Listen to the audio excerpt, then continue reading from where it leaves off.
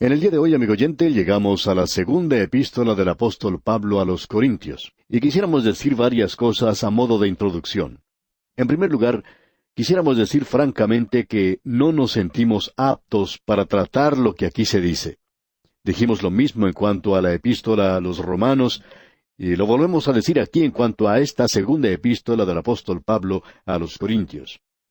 Al observar esta carta, vemos que trata de cosas que solamente el Espíritu de Dios puede aclarar para nosotros. Y creemos que solo con la ayuda del Espíritu de Dios podremos captar, percibir la enseñanza que Dios tiene aquí para nosotros.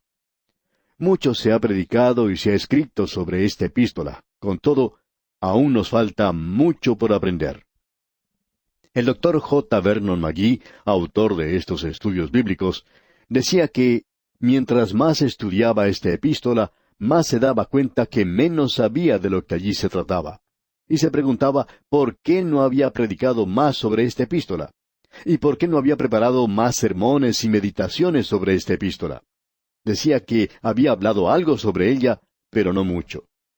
Y probablemente la misma Iglesia no le ha prestado la atención que debe a esta segunda epístola a los Corintios. Tenemos en esta epístola, a nuestro juicio, algo que consideramos bastante difícil. Y queremos leer una declaración que tenemos en nuestras notas y bosquejos de esta segunda epístola a los Corintios. Esperamos que usted también las tenga a mano.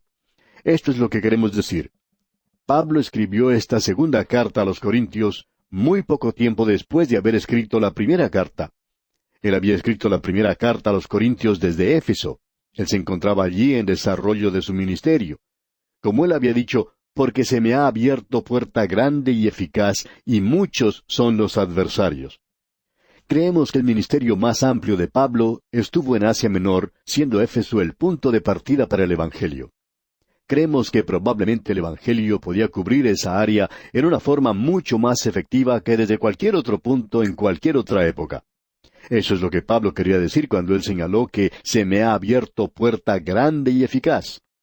Es por esa razón que él no podía abandonar ese ministerio e ir a Corinto, donde se había establecido esta nueva iglesia.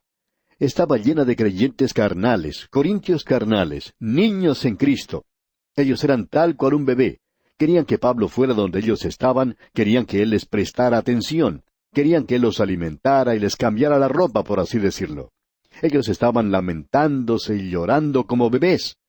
Y Pablo no podía ir y entonces ellos estaban un poquito enojados y quizás sentidos por eso. De modo que Pablo les escribe la primera epístola y les indica que él iría más tarde. Bueno, él no lo pudo hacer más tarde y ellos todavía estaban molestos. Tito regresó y le trajo un informe. Pablo para esta ocasión ya había salido de Éfeso. Él se había ido a Troas. Para aclarar este punto podemos leer los versículos 12 y 13 de esta segunda carta a los Corintios capítulo 2, donde él dice, «Cuando llegué a Troas para predicar el Evangelio de Cristo, aunque se me abrió puerta del Señor, no tuve reposo en mi espíritu por no haber hallado a mi hermano Tito. Así, despidiéndome de ellos, partí para Macedonia». Ahora, cuando él fue a Macedonia, es decir, a Filipos, Tito, quien había ido en su lugar a Corinto, regresó con un informe, con las respuestas a algunas de las cosas que Pablo le había pedido que hiciera. Ellos estaban haciendo lo que Pablo les había indicado. Por tanto, Pablo nuevamente se sienta a escribir a los Corintios, y como resultado tenemos esta segunda carta, y es la que tenemos hoy ante nosotros. Todavía ellos se sentían un poco enojados. Ellos querían que el gran apóstol fuera y se quedara con ellos. Y aquí Pablo abre su corazón de una manera estupenda. Creemos que en esta ocasión él nos está permitiendo observarlo de una manera muy íntima, y lo podemos apreciar personalmente mucho mejor que en otras partes. Queremos continuar ahora leyendo lo que indicamos en las notas y bosquejos que enviamos a todos los oyentes de este programa. Nos desviamos de ellas por un momento. Las noticias con las que regresó Tito eran en realidad buenas noticias. Cualquier división que había existido antes entre Pablo y la iglesia de Corintio ya había sido solucionada. Leyendo en las notas ahora, vemos que esta epístola es muy difícil de bosquejar, ya que es una de las cartas de Pablo menos organizada. Pero es una carta que contiene mayor número de detalles personales.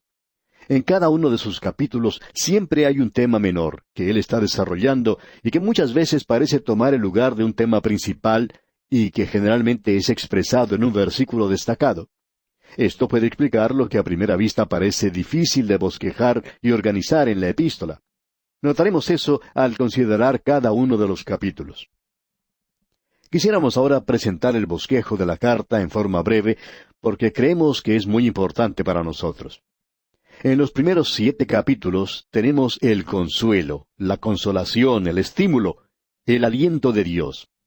Y esta es una de las cosas más importantes para usted y para mí. Esto tiene mucho que ver con la forma de vivir cristiana en el lugar donde nosotros estamos ubicados hoy. Luego, como si hubieran sido injertados de una manera extraña, tenemos 2 capítulos. En los capítulos anteriores, Pablo había hablado del consuelo de Dios, y ahora habla sobre la ofrenda para los santos, los creyentes pobres en Jerusalén. Y en el momento en que uno menciona una ofrenda, eso no le da mucho ánimo o consuelo a muchos de los creyentes.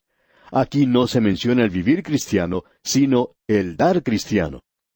Luego en los capítulos 10 hasta el 13, el apóstol Pablo habla de una manera muy personal, y allí se presenta el llamado del apóstol Pablo. Aquí tenemos la defensa cristiana.